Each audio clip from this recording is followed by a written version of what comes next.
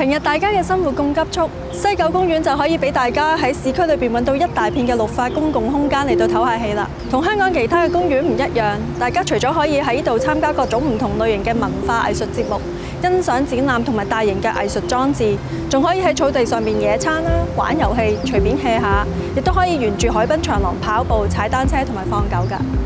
西九公園歡迎市民帶埋寵物嚟到玩同埋散步㗎，等佢哋可以互相交流同埋相處，亦都可以令到其他嘅公園遊人學習到同寵物相處嘅樂趣。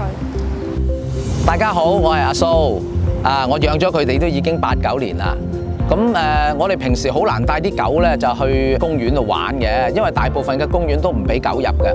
但係當我知道呢個西九文化區咧，原來即將會開放一啲地方俾啲狗同埋狗主一齊去玩嘅時候咧，我覺得呢個係一個相當好嘅活動同埋提議。希望將來咧，我哋能夠嚟到呢一度玩嘅時候咧，令到啲狗主同埋啲狗仔咧都可以更加開心，咁就好啦。我哋希望喺西九公園裏邊可以實行道路共享呢一個概念，無論係行人，因為係單車嘅使用者都可以享用同一條道路，互相禮讓同埋尊重，放慢腳步去享受呢一片悠閒嘅空間。而呢一個概念，我哋係會率先喺苗圃公園裏邊試行嘅。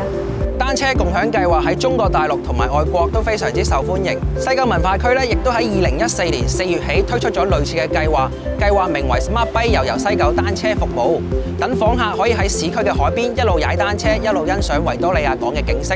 仲可以睇埋日落添。計劃推出咗至今啦，亦都好多人熟悉。訪客嚟自全港18區，當然唔少得住喺附近油尖旺區嘅街坊啦。